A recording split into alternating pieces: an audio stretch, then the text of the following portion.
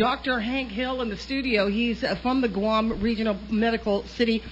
This is the segment that we do every Tuesday, Your Healthcare Partners, brought to you by GRMC, where patients are partners. And nice to meet you, Dr. Hill. How are you? Yeah, it's a pleasure to meet you too, Patty, and good morning to you. Good morning. Now, how did you get out of being at work at this hour of the day? Isn't this where everything is happening? It's just... Well, to give you a little short history, I actually was supposed to be doing this last week. I heard about that. And unfortunately, I had to take care of a little trauma patient that kept me up most of the night, so I knew I was not going to be ready to do this. So I said, hey, give me another week and we'll make this happen. I'm glad you did, and that's kind of what I was referencing, that you were busy the last time we tried to have you in. But we're happy that you've been able to make it. You not being in surgery is a good thing, yes? Yes, right. Yeah. You are a surgical oncologist. Yes, that's right. And we last week had a really interesting conversation with Dr. Art Koh, who is a radiation oncology physician. Oh, yeah. And we talked about the differences between the methods of attacking cancer, and surgical procedures, certainly one of them. You want to talk to me about something about what you do, and first of all, let's start in the beginning. Want to get to know each other? Sure. Of course, you can get to know who I am, and you know how I got to. And then we'll get into where I am today. Yeah, sorry. Yes. Sorry. Yes. I grew up in New York City, and went to college at Long Island University as a bio-pre-med major, and I decided that I wanted to become a physician, but didn't know I was going to go into surgery. I got to medical school at Morehouse School of Medicine in Atlanta, Georgia.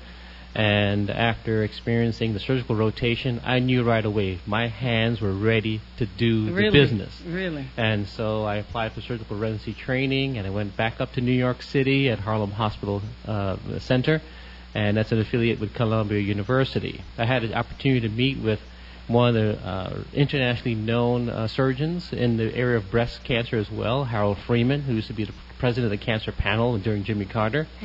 And I decided that I wanted to do surgical oncology. What made me really think about surgical oncology was a personal history with my father. My father ended up dying of stage 4 sigmoid cancer, which was thought to be only hemorrhoids causing bleeding. So that was an issue that really struck in my heart and my spirit, and I decided that I was going to be a surgical oncologist and not have people have to deal with, not being diagnosed appropriately. Went to Roswell Park Cancer Institute in Buffalo, New York, and had some training there. Did some research also at MD Anderson Cancer Center in Houston, Texas. That was a great experience and exposure to the surgical oncology world. And after finishing, I decided to, get out there and do the work. Wow.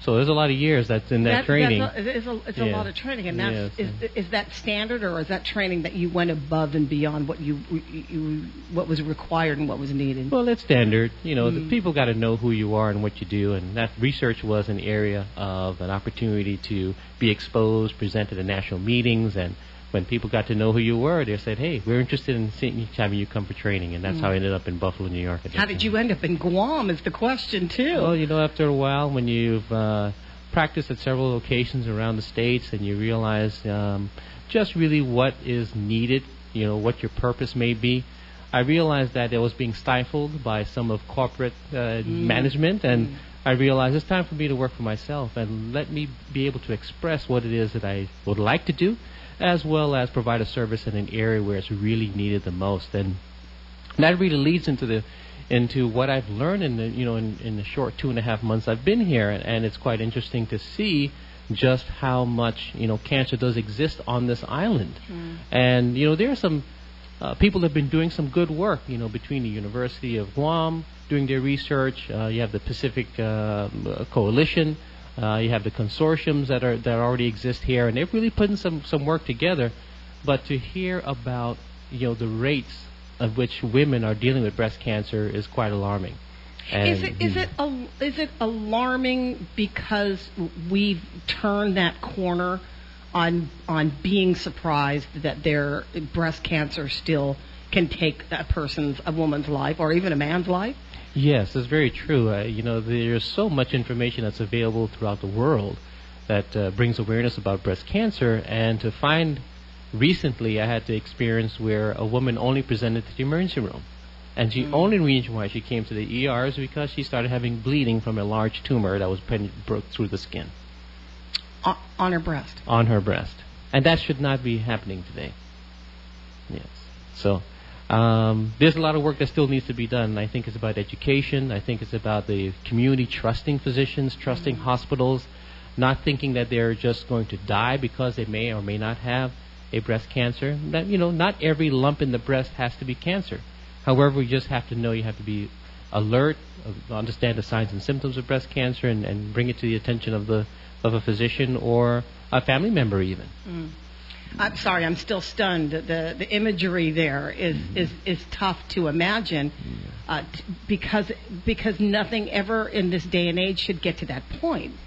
That's with right. all of the education and all of the research and all of the people. I remember learning about breast cancer the very first time, and it's amazing because I had an aunt she was a nun, and she had a double mastectomy. She had breast cancer, and I remember the very first time I'd even heard about breast cancer, that it was an even issue, and I think that they capitalized on it. The community capitalized on the death of Linda McCartney.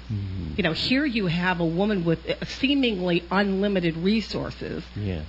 And clearly somebody who was in touch and in tune with her life and her health, and she was a vegetarian. She lived her life to be as clean as... And then I thought, well, how could that happen to her? How could she not have known? And that was then the start of maybe I was just paying more attention to it. Right. But, when they started talking about breast cancer running in the family... Yes. And when it runs in both sides of your family...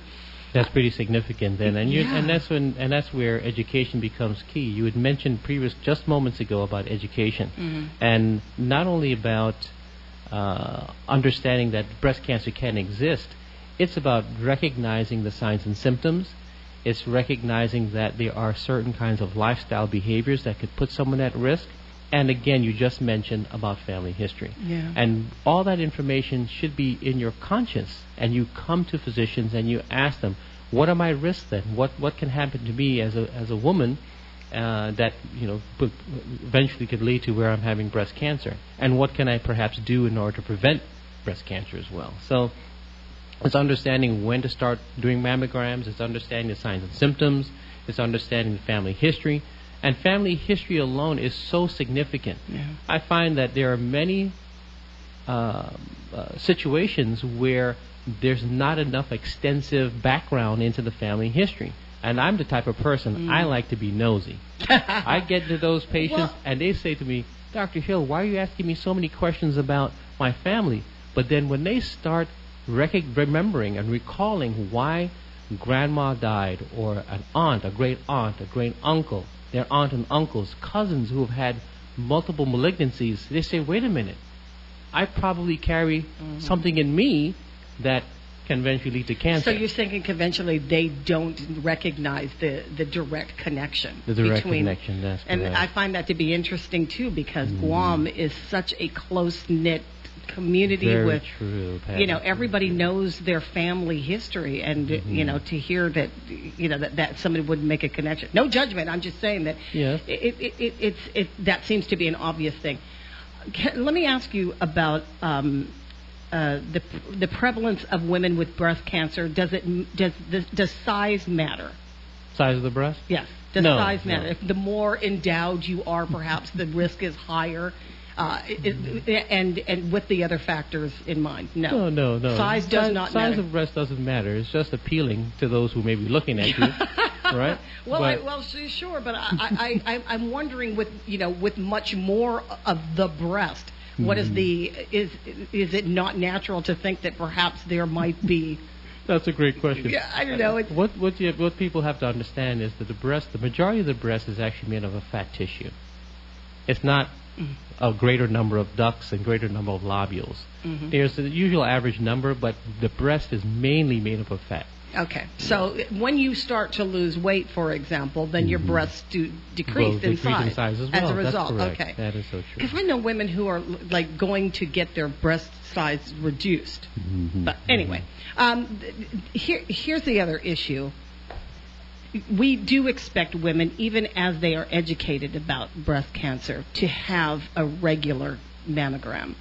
Yet we don't always provide opportunities, financial opportunities for women to be able to do this. There is a great number of women in this community that come from other island cultures, and they don't necessarily have the means to provide that. I asked one year I don't remember who it was, on the possibility that that public health would offer mammograms, or if it could be a matter of course that everyone gets a free mammogram once a year. Is that too much to ask? Patti, it's not too much to ask. I think what it is it's more so about the community being engaged. Mm-hmm. Everyone from the local level, street level, so to speak, who want to have a conversation about it, and then also trickling up to those who are the political leaders that are in the community, and letting every company, every business bring awareness not only to breast cancer but just cancer in general and how what exists here on this island and the demographics of what's been going on here. We're not going to talk too much about the downstream from the radiation exposure that occurred, from the hydrogen bombs and atom bomb detonations that existed. But when we think about the very point you brought up about having access to screening, we know that actually creates significant disparities in outcomes when it comes to the diagnosis of breast cancer. When you have your mammogram and it's done early enough, you'll be able to identify a malignancy much earlier and lower stage of disease, thus affording long-term survival. And I think that if the community gets engaged, we can have more mammogram units here. There's this island is 30 miles by 8 miles wide.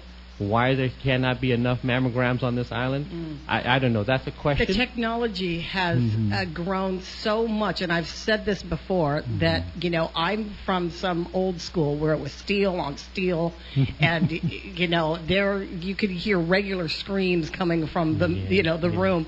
But it's not the same anymore. It isn't. I tell you, I was like, the lady's like, is this just too much pressure? I'm like, did you even start? I didn't even notice. Right. It's not as intimidating. And what's also helpful is even if someone does not have access to a mammogram regularly, at least self-breast examinations are very helpful. I'll talk to you about that because I've tried to do that, laying down with the one arm up. I'm like, I'm just feeling lumps everywhere. I don't even know what to feel. You know what I mean? Because I don't know what I'm touching. Yeah. Okay. But anyway, let me get Carl into the conversation. I have a feeling I know who this is. Carl, meet Dr. Hill. Patti, hello, doctor. Hello, Carl. It's great for you to have your call. Yes, I feel very fortunate that I happened to run into your conversation. My wife passed away in 2009 after a 6-year struggle with cancer. She was breast cancer. She was initially diagnosed she passed in 2015. She was initially diagnosed in 2009. It was... and it was from breast cancer, Carl? It was from breast cancer? Metastatic invasive. It was ER, PR, negative, HER2 positive. Oh. And I've been told that's really pretty aggressive. But she lived 6 years, for which I'm extremely grateful. But, it was such a traumatic experience, losing her, that I'm still very interested in understanding this illness, and I'm always looking for ways to add to a layman's knowledge. There's no way I can touch what a doctor knows, but I'm always looking for resources for laymen to better understand this. There's so much misinformation floating around in books and on websites that are just Yes, Carl. Completely crazy. That's right, Carl, and I think you bring up a lot of valuable points in your conversation, in your comments here. Particularly because of understanding what your wife's biology of her disease is. You see, I like the fact that you understand the conversation. You talk about estrogen receptor and progesterone receptor negative and HER2 positive, and we know that some of these breast cancers can be influenced by the presence of hormones to induce its growth. But like you said, there are some cancers of the breast that don't have to be influenced by the hormones, and they're driven by other mechanisms, particularly by the HER2 receptor being positive and the endothelial growth factor that can influence its growth. So you're right, that's an aggressive type of tumor, and even more aggressive is the triple negative, where you don't have even HER2 positive. So that certainly becomes a great challenge for us as physicians, in terms of how we manage that. But sometimes those are actually associated with certain kinds of genetic mutations that can exist in the body. And fortunately, since I'm here, I've been able to bring to the community some of these genetic testing kits that are available at GRMC. And, if anybody out there is interested in getting a consultation regarding whether or not they are genetically inclined or have a genetic risk for developing breast cancer, I can certainly counsel them and provide access to the kits. Doctor, if I might ask one more thing, I'm always interested when I get a hold of someone's ear like yours with so much knowledge. I'm always interested in finding out the recommendations for resources, books, websites for laymen. I don't really want to have, a deep scientific, with all the deep scientific words, I get lost. Yes, but, Carl. But the resources that help to understand, because it's a tremendously complex disease. The more I read about it, the more I realize. I read Dr. Siddhartha Mukherjee's book, The Emperor of All Maladies. All Maladies, yes. It was wonderful. It was a tremendous book. And yes. I've done other just personal research, because when people ask me things, I like to be able to comment and not add to the misinformation. So if you have any recommendations, I'd be grateful. I'll just hang up and I'll listen. Well, Thanks, Carl. Yeah, that's a great question, Carl. And I think that sometimes the information can be confusing to an individual who's not in the medical field. But the societies that exist around the world, such as the American Cancer Society, are trying very much to make things very simple and easy to read. And I think what's always helpful is the community should always be asking its physician leaders to provide some information, visiting at the office, also going to the local cancer centers and societies. There's always some valuable information that's easy to be interpreted, and you can have a great time learning about what you can do for yourself. What do you think of when Angelina Jolie did that? She did the genetic testing, and then she discovered, what she is prone. She took a very, aggressive stance by getting a mastectomy, didn't she? Well, she did a proactive thing. She understood her family history and decided, okay, I'm going to get myself tested for the hereditary breast ovarian cancer syndrome by testing for BRCA1 and 2. Mm-hmm. She came out positive, and she realized that after speaking to the experts, that this means that there's at least 87% chance in her lifetime of developing a breast cancer. When speaking with women who are understanding this situation, they get to understand there are different ways of managing intense screening on a regular basis, but that could become quite disturbing in your life, and you're constantly thinking, oh my God, my breast has a genetic mutation. When is this cancer going to be there? You're constantly waiting in fear, and you're waiting for it. So in essence, the option would be, well, let me take these breasts off before they actually become cancerous. Would you, just quickly, yes or no? Could somebody who has breast cancer from both sides of their family, and would that be a way to go, or is that too dramatic? That's too dramatic. I think that although it creates a red flag where it alerts you that there's that potential of happening, it's important for them to get the right mammograms, get ultrasounds, do your self-breast examinations, and if indeed you have access to the genetic testing, then get tested. Rachel Ramirez is from Department of Public Health and Social Services, joins us on the line. Good morning, Rachel. Hi, good morning. Good morning. Good morning. And also Dr. Hill. Hello, Ms. Rachel. I know we will be seeing each other on the conference this Friday, right? That's very true. The Unmasking Breast Cancer. But I heard that you'll be asking some resources that women can go to get free mammogram in Island. So I just would like to tell you that Public Health has one program under the Guam Breast and Cervical Cancer Early Detection Program that offers free pap smear and pre-mammogram screening for eligible women. Okay. Excellent. That's once a year? Yes. The screening is done every year. Okay. So it depends on the result. They can proceed with another procedure if their mammogram is abnormal. No, that's outstanding, Rachel. I think what's going to be also helpful is, it depends upon how many women actually take advantage of that once a year opportunity, and so. I'm sure when we get a chance to really get to talk, we can get some strategies going and get the community more involved. Yes. So I just want to let I'm glad you did. Those people here on the radio that they can call us in public health to determine if they are eligible. Yes. And this program at 735-0671, 0672, and 0675. And we are ready to help them. Okay, Wonderful. great. Rachel, Determine thank if you they for are the call. eligible. Very, Yeah. very interesting information. I appreciate that. Yes, thank you so much. See you, Doc, and See you thank then. you, Patti. Okay, Thank you so much. absolutely. The Okay. breast cancer conference, this is Friday? It's on Friday. It's Okay. going to be at the Hyatt. Okay. Mm-hmm. All And it's very nice to have a good lineup here. There's some very good speakers, very well informed, and the community should not miss out on this. Okay. Just take advantage. Who should go to the conference? Who would you? Is it just for medical professionals, or is Not it? at all. It's for the community at large. Okay. Anybody can go. Do you know what the day? The time is for that when it starts from 7:30 a.m. and ends at 5 p.m. Okay. And certainly I will be available. I'm presenting on the updates on the surgical management of breast cancer, and I'm from 10:30 to 11:30. However, we have a good lineup of a variety of speakers, and so there's everything from medical oncology, radiation oncology, survivorship. Come on out and listen.